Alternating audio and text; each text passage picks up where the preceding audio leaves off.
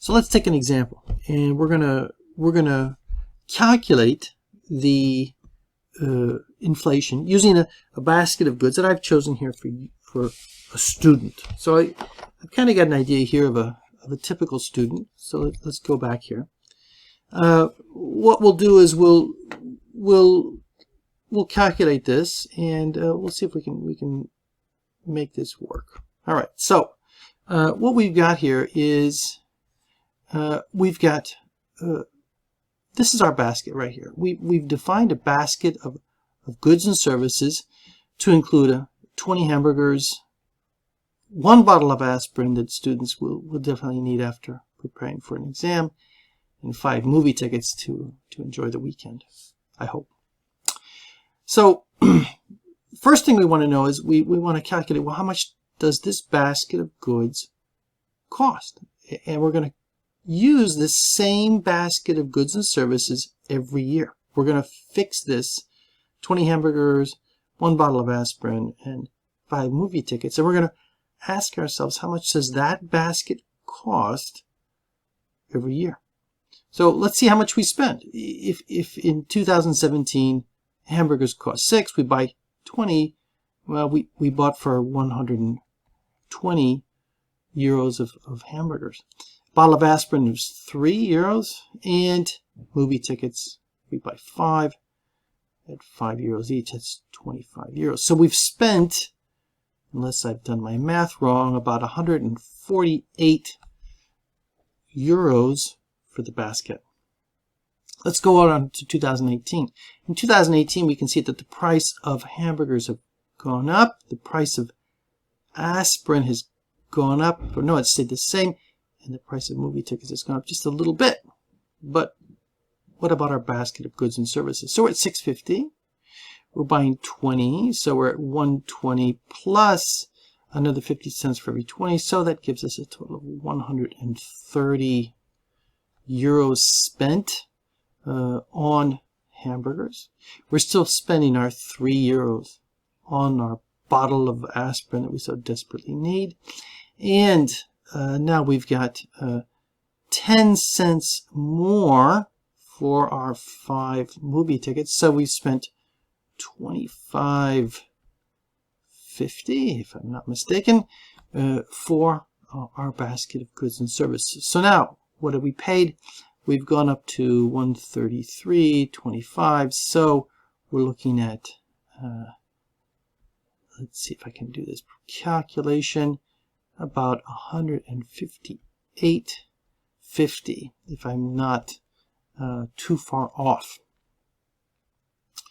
And our last year, in 2019, price has gone up quite a bit here, $7.10, and we're going to buy 20 hamburgers. So we've got 140 plus, let's see, 2, so we're at 142 euros. Let's see what else. We've got 3 euros still. We haven't changed. Our bottle of aspirin, thank God, hasn't gone up. And our price of movie tickets has gone up to 5.20. That gives us 26 euros total.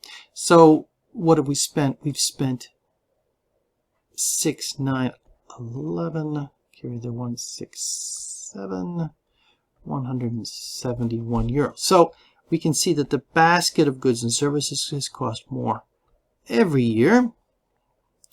And so prices on general are rising, the price of this basket of goods.